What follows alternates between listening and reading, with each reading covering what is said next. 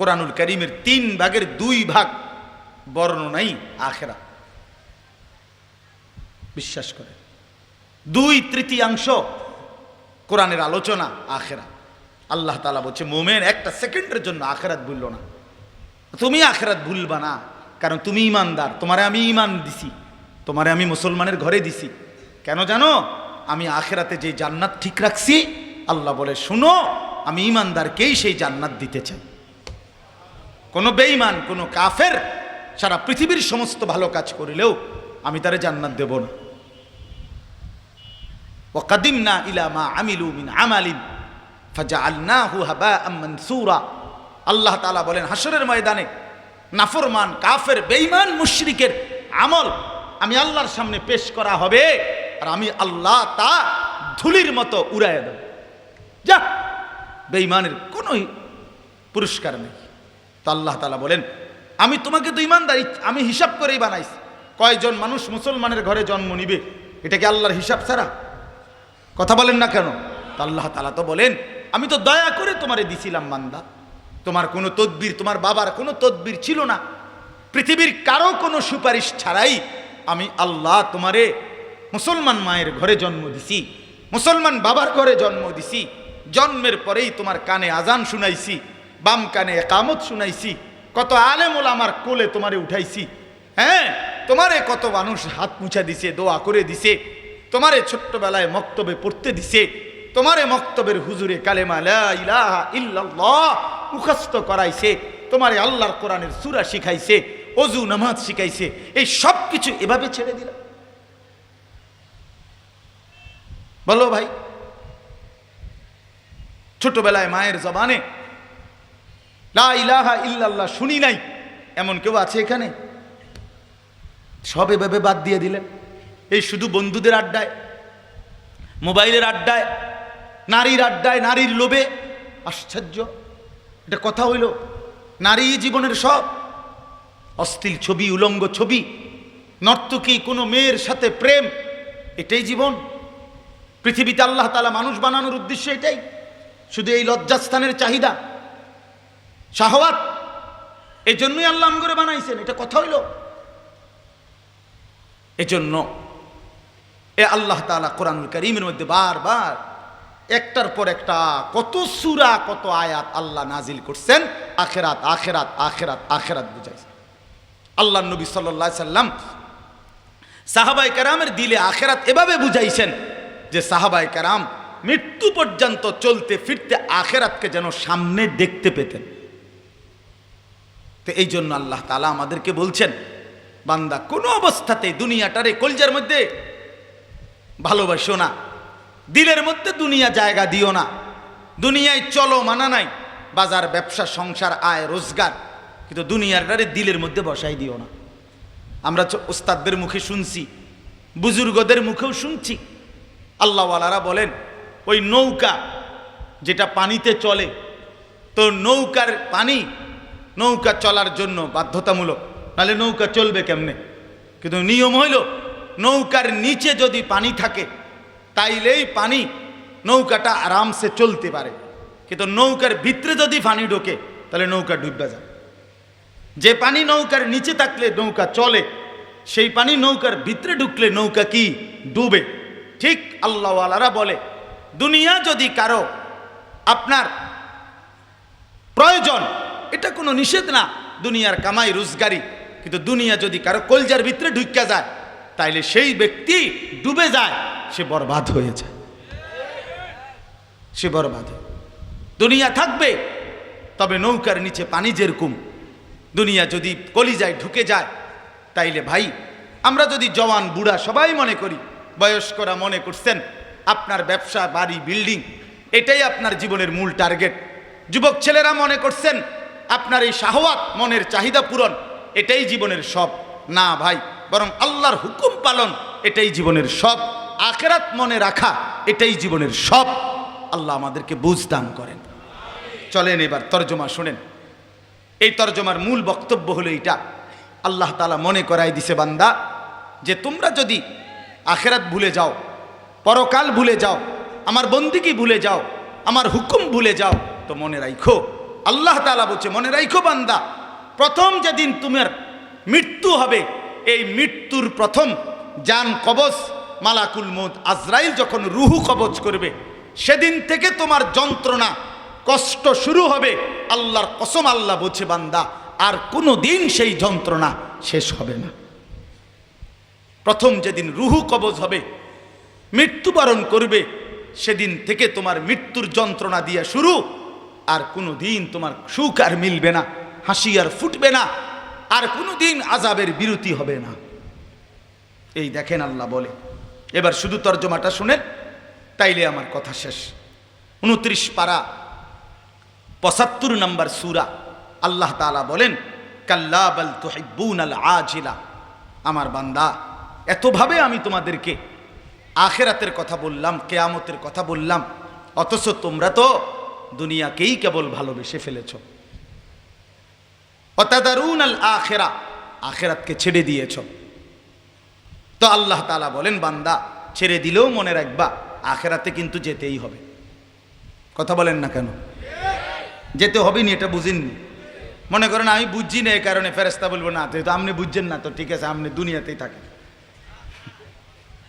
কথা বলেন না, এমন কোনো সুযোগ আছে?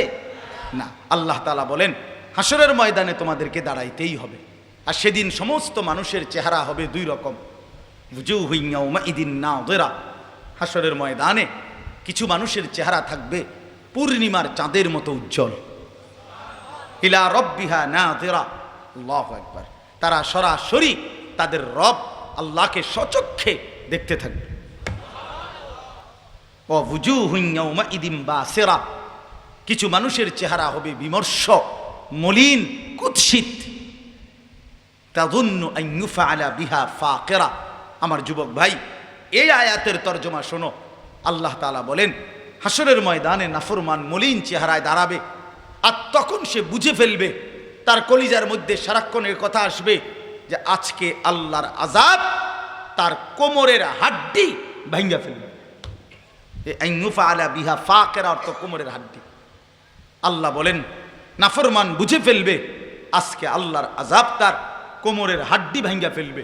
কোমরের হাড্ডি যদি কারো ভাঙ্গা ফেলে, তো সে আর দাঁড়ায় থাকতে পারে না। পারে কি? সে আর দাঁড়ায় থাকতে পারে না। আল্লাহ তাআলা বলেন, কাল্লা ইযা বালাগাতিত তারাকি। তোমার যন্ত্রণা শুরু হবে কোত্থেকে?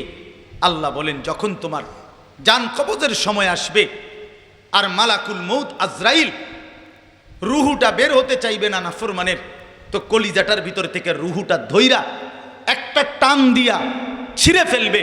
এই ছিঁড়ে ফেলবার সাথে সাথে তারাকি, আল্লাহ বলেন, প্রত্যেক নাফরমানের রুহু কলিজা যখন টান দিয়া ছিঁড়বে আজরাইল, তখন কণ্ঠনালীর কাছে চলে আসবে। কণ্ঠনালী। এরপরে ভাই, এরপরের কথাটা আমি একটা জিনিস দিয়ে বুঝাইতে হবে। এইটা দিয়ে বুঝতে সুবিধা হবে।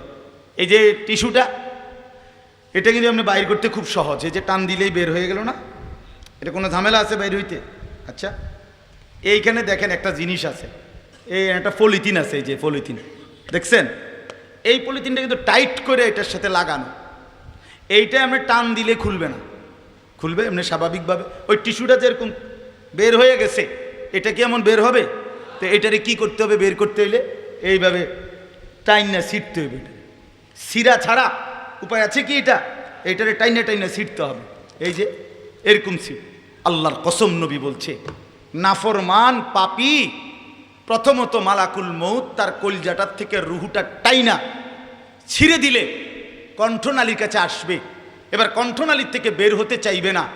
মালাকুল মউত আজরাইল এইভাবে টাইনা হেসরাইয়া টুকরা টুকরা করে ছিঁড়া এরপরে বাহির করে।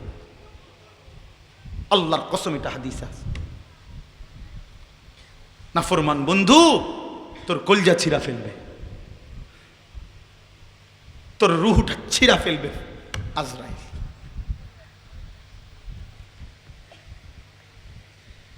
হ্যাঁ, কাল্লা ইযা বালাগাতিত তারাকি ফালাউলা ইযা বালাগাতিল হুলকুম। ওইখানেও একই কথা। ওয়ালাউ তারা ইযিয যালিমুনা ফি গামারাতিল মাউত আল্লাহ বলে, বন্ধু আমি যদি আপনারে সচক্ষে দেখাইতাম নাফরমানের মৃত্যুর যন্ত্রণা কতটা ভয়ানক, আপনি যদি দেখতেন বন্ধু অস্থির হয়ে যাইতেন, উম্মতের দরদে কাঁদতেন বন্ধু, হায় আমার উম্মতের কষ্ট কেমন হবে, কেমন হবে। মাফ করে দেন। কাল্লা ইযা বালাগাতিত তারাকি, আল্লাহ বলে নাফরমানের মৃত্যুর যন্ত্রণা রূহটাকে টেনে যখন কণ্ঠনালীতে চলে আসবে, নাফরমান তখন ছটফট করবে।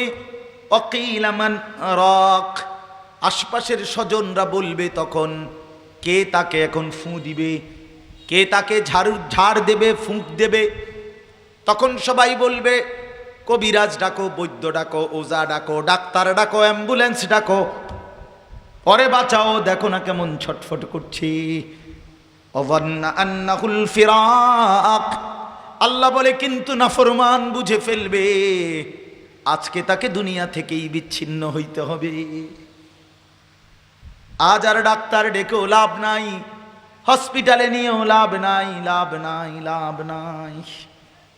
মালাকুল মউত আজরাইল তো দাঁড়ায় গেছে, নাফরমান তো আজরাইলকে দেখতেছে। খোদার কসম বন্ধু, আত্মীয় স্বজন তো কেউ দেখে না, কিন্তু ওই ব্যক্তি তো সরাসরি দেখে। নবীজি বলছেন, প্রতিটা মানুষ ইমানদার হোক নাফরমান হোক, আজরাইল সামনাসামনে দেখা না দিয়া কারো জান কবজ করে না। হ্যাঁ, আগে আগে দাঁড়ায় আইসা, আগে বুঝায় হেরে আমি মালাকুল মউত, এরপরে রুহু কবজ করে। বিশ্বাস করে নবীজি বলছেন, ইমানদারের কাছে আইসা সুন্দর আকৃতিতে মালাকুল মউত আইসা বলে, হে আল্লাহর প্রিয় বান্দা, পবিত্র আত্মা, আল্লাহর সন্তুষ্টির জন্য বেরিয়ে আস।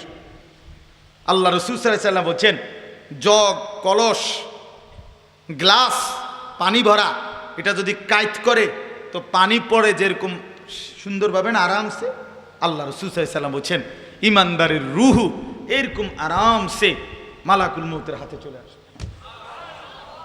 বাহ, আল্লাহ তৌফিক দান করে। আর নাফরমানেরটা আসবে না, সিরা সিরা বাইর করে, ছিড়া ছিড়া। আমি তো উদাহরণ দিছি এটা দিয়ে না, নবীজি উদাহরণ দিছেন, আমি তো মনে করে বুঝানোর লাগিয়া কইছি আর ইয়ে। নবীজি উদাহরণ দিছেন কাবাবের, শিক কাবাব দেখছেন না আপনারা? শিক কাবাব যেন শিকের মধ্যে যে গোশত পোড়ায়, তো এইটার নিয়ম কি?